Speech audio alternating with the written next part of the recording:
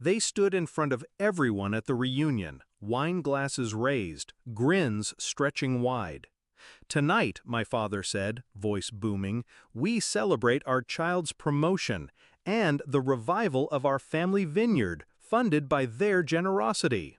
Applause erupted. My mother's eyes gleamed with triumph. Everyone looked at me like I was a savior, and all I did was smile. The vineyard was their dream, their pride, their obsession, but it was also their curse. Years of debt, poor choices, nights where the lights flickered off because bills went unpaid. And through it all, I was the afterthought. The child told to understand the sacrifices while my clothes came from thrift shops and my tuition was a maybe. I learned early that love, in their house, had a price tag, and I wasn't worth enough. The promotion changed everything, at least for me. After years of clawing my way up, I had finally earned respect, a title, security. I expected congratulations, maybe pride. What I didn't expect was a Facebook post, a smiling photo of my parents beneath the Vineyard sign. Caption: "So proud of our child who will be funding the revival of our family legacy. The Vineyard rises again." Hundreds of likes, dozens of comments, and not a single word from me. I stared at the screen, bile rising. They had turned my success into their bailout, and they didn't even ask. I didn't confront them, not yet. That would have been too easy. Instead, I waited, watched. Every time a cousin messaged congratulations, every time an old neighbor sent me thank you notes, every time my parents called, voices dripping with excitement, talking about renovations and equipment I hadn't agreed to fund, the anger sharpened into clarity. I wouldn't fund their vineyard. I would bury it.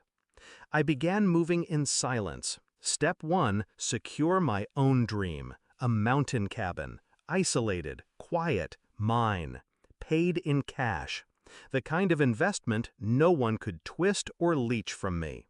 Step 2, document everything. Screenshots of their posts, copies of their messages bragging about money they didn't have, proof of manipulation. Step 3, choose my moment. The reunion. A room full of relatives, old family friends, people who still romanticized the vineyard. The perfect stage. The night unfolded as expected. Toasts, laughter, endless glasses of wine poured from bottles they couldn't afford. Then came the moment. My father, flushed from drink, raised his glass and announced, "To our child, the reason this vineyard will live again. $100,000 of faith in family." The room cheered. Eyes turned to me. Cameras lifted. I reached into my bag and pulled out an envelope. I slid it across the table toward my parents. "Before we celebrate," I said calmly, "why don't you open this?" My mother's smile froze. My father frowned but tore it open. Photos spilled out onto the table. A cabin in the mountains, modern, strong, standing tall against endless trees. My cabin. Gasps rippled through the room as I leaned back in my chair. "That," I said, voice steady, "is where my money went. Not here. Not to your debts, not to your dream." The silence was brutal. Relatives stared at the photos, then at my parents, then at me. My mother's voice cracked. "But you promised." I cut her off. "No, you promised, for me. You used my name, my success, my hard work to prop up your failures. You told the world I'd save you, but I owe you nothing." My father's face burned red. He tried to laugh it off, to spin it, but the room wasn't buying it. They all saw the truth laid bare on the table. Parents who gambled their child's life for their vineyard. And a child who had finally cut the cord. I stood, left the photos behind, and walked out. The echo of whispers followed me, sympathy for me, shame for them.